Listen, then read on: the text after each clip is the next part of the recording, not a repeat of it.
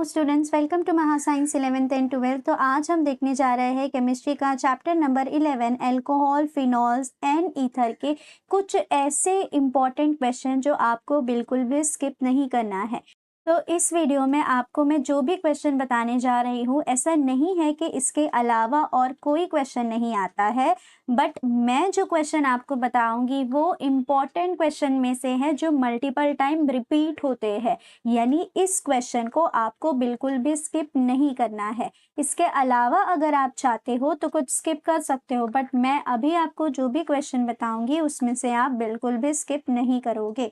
तो सबसे पहले तो हमारा इंट्रोडक्शन वगैरह पार्ट है, फिर उसके बाद में क्लासिफिकेशन है, नोमेनक्लेचर है। नोमेनक्लेचर 1 मार्क्स के लिए आता है, बट आपको नोमेनक्लेचर इसलिए पता होना चाहिए कि आप किसी भी रिएक्शन को तभी अटेम्प्ट कर सकते हो जब आपको उसका नाम मालूम होगा, क्योंकि नाम से ही आपको क्वेश्चन आता है। तो चलिए देखते हैं question number 1। Preparation method of alcohol phenols में आपको एक दिख जाएगा by addition of Grignard reagent.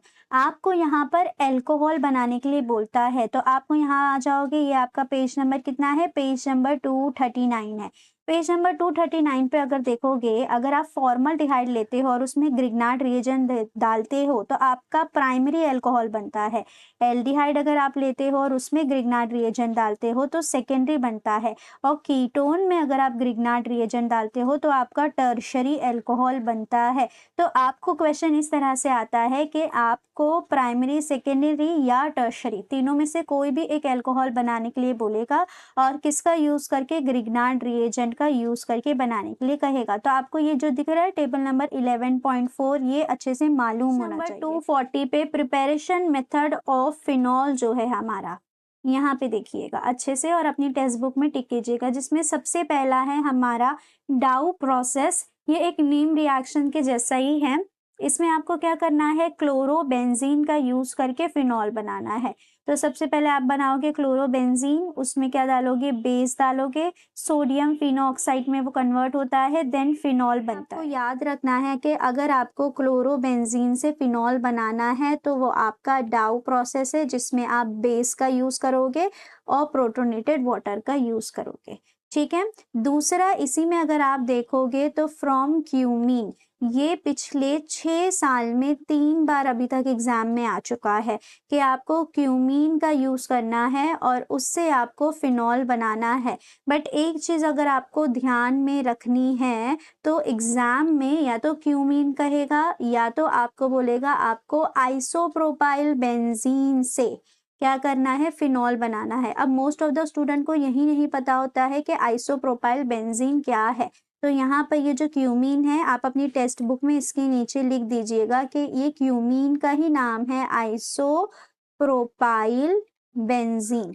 ठीक है, इसलिए आपको IUPAC नेमिंग और कॉमन नेमिंग करना है, तो ही आप बता पाओगे कि आइसोप्रोपाइल बेंजीन अगर आपको बोल दिया तो आपको उसका स्ट्रक्चर बनाने आना चाहिए। यहाँ पर एयर के प्रेजेंस में और यहाँ पे आपका कोनेफ्थिनेट कैटलिस्ट होगा, क्यूमीन हाइड्रोपेरोक्साइड पहले बनेगा और फिर अगर आप इसमें डाइल्यूट HCl डालोगे तो ये फिनॉल एंड एसीटोन बनेगा। तो ये आपको बहुत ही अच्छे से प्रैक्टिस करनी है। नंबर 244 पे आपको दिख जाएगा एस्ट्रिफिकेशन। सबसे पहले आपको मालूम होना चाहिए कि ये होता क्या है। फिर यहाँ से लाइन से देखो, सबसे पहला है कि अगर आप अल्कोहल और एसिड का रिएक्शन कराओगे तो आपको एस्टर मिलेगा। फिनॉल, ये दूसरा है हमारा, फिनॉल और एसिड का करवाओगे तभी भी आपको एस्टर मिलेगा। तीसरा है हमारा कि अगर आप अल्कोहल और अनहाइड्राइड का रिएक्शन करवाते हो तो एस्टर प्लस एसिड मिलेगा। और चौथा है हमारा कि अगर आप फिनॉल और एनहाइड्राइड लेते हो तो एस्टर प्लस एसिड मिलेगा। ये एग्जैक्टली आपको ऐसा ही याद रहना चाहिए, क्योंकि एग्जाम में सबसे ज्यादा जो पूछा गया है वो ये फर्स्ट वाला है। आपको कोई भी अल्कोहल दे देगा, कोई भी एसिड दे देगा, इस तरह से एरो देगा और आपको प्रोडक्ट बनाना है। तो अगर आपको ये याद रहेगा कि अल्कोहल और एसिड मिलके एस्टर बनाते हैं तो आप ये रिएक्शन अच्छे से कर लोगे। तो ये फर्स्ट वाला मल्टीपल टाइम आया है, बट इसका मतलब ये नहीं है कि नीचे के 3 नहीं आ सकते।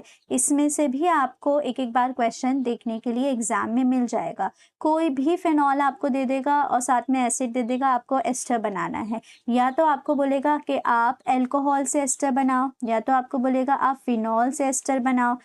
इसी तरह से आपको अल्कोहल और एनहाइड्राइड का भी रिएक्शन पूछ सकता है, फिनॉल और एनहाइड्राइड का रिएक्शन भी पूछ सकता है। तो आप इसको स्टेटमेंट की तरह अच्छे से याद कर लीजिए। 247 पर इसको आप एकदम इम्पॉर्टेंट लिख दीजिए, ये पूरा पेज ही इम्पॉर्टेंट है।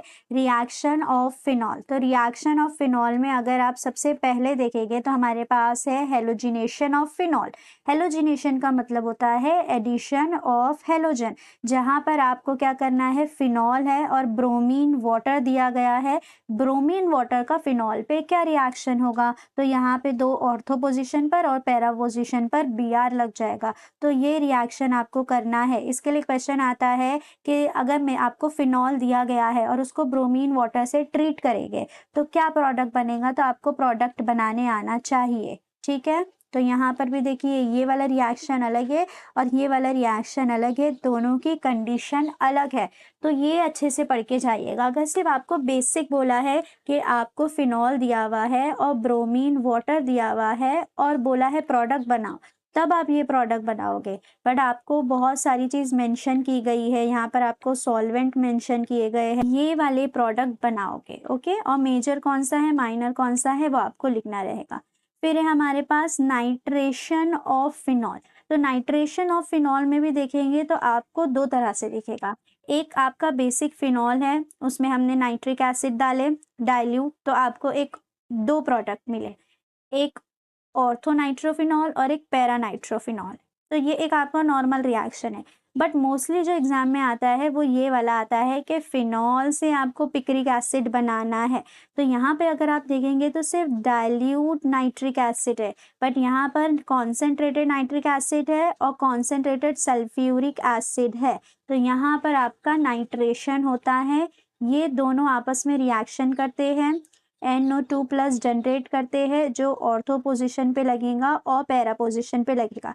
तो पिक्रिक एसिड जो होता है वो एक येलो कलर का, जो ये येलो कलर से मैंने हाईलाइट की हूँ ना, ऐसे ही येलो कलर का एक सोल्यूशन होता है। तो डायरेक्टली आपको बोलेगा कि पिक्रिक एसिड का फॉर्मेशन करो फिनॉल से, या फिर फिनॉल को अगर हम नाइट्रेशन करते हैं तब हमें क्या मिलता है, ये हो गया।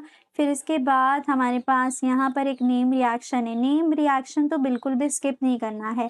एक RT नेम रिएक्शन है यहाँ पर, जहाँ पे फिनॉल से आप बना रहे हो सैलिसिलिक एसिड, और दूसरा है हमारा यहाँ पर एक नेम रिएक्शन जिसमें आप सोडियम फिनोऑक्साइड से बना रहे हो सैलिसिलिक एसिड। हेलोजन डेरिवेटिव में जितने भी नेम रिएक्शन थे वो इजी ट्रिक के साथ मैं ऑलरेडी पढ़ा चुकी हूँ। अब नेक्स्ट वीडियो में मैं आपको ये वाले चैप्टर में जितने भी नेम रिएक्शन है उसको भी एक बार अच्छी ट्रिक के साथ पढ़ा दूंगी। फिर इसके बाद यहाँ पर आ जाइए, oxidation of phenol multiple time आया है। फिनॉल का ऑक्सीडेशन करेंगे तो पैरा बेंजोक्विनोन बनेगा, एकदम सिंपल रिएक्शन है। वैसे ही अगर फिनॉल है और उसका रिडक्शन करेंगे तो ये बॉन्ड टूट जाएगी, ये बॉन्ड टूटी तो यहाँ एक इलेक्ट्रॉन, यहाँ एक इलेक्ट्रॉन, ऐसी ही सारी बॉन्ड टूट जाएगी और सब जगह आके क्या लग जाता है, हाइड्रोजन। जैसे मैथ्स में 1 नहीं लिखते हैं, वैसे केमिस्ट्री में अगर इधर कुछ नहीं है मतलब इधर हाइड्रोजन है। ओके, तो ये आपको समझना चाहिए थोड़ा बहुत। फिर आपका आता है रिडक्शन ऑफ फिनॉल, जिंक काम करेगा यहाँ पर एज अ रिड्यूसिंग एजेंट, ये OH ग्रुप हट जाएगा और ये बेसिक क्या बन जाएगा, बेंजीन बन जाएगा। तो यहाँ पे ये फिनॉल के सारे इंपॉर्टेंट है जो मल्टीपल टाइम आ चुके हैं। यही पेज पे अगर आप देखोगे तो विलियमसन सिंथेसिस एक नेम रिएक्शन है, ये भी आपको देखने के लिए मिल जाएगा। ओके, पेज नंबर 250 पे आपको मिल जाएगा कि आपका एस्टर है और उसका PCl5 के साथ रिएक्शन है। तो यहाँ पर एक हेलोजन बना, यहाँ दूसरा हेलोजन बना और POCl3 बनेगा। तो ये वाला रिएक्शन आपको पढ़ना है। अगर आपको ये जर्नल रिएक्शन मालूम हो तो आपको कोई भी एग्जाम्पल एग्जाम में आ जाए आप उसको अच्छे से सॉल्व कर लोगे। तो ये वाला आपको जनरल रिएक्शन को अच्छे से याद करना है। पूरे चैप्टर में ये थे हमारे मोस्ट इम्पॉर्टेंट क्वेश्चन जो आपको बिल्कुल भी स्किप नहीं करना है। ऐसी ही और वीडियोस देखने के लिए मेरे चैनल को कीजिएगा subscribe. Thank you for watching, happy learning.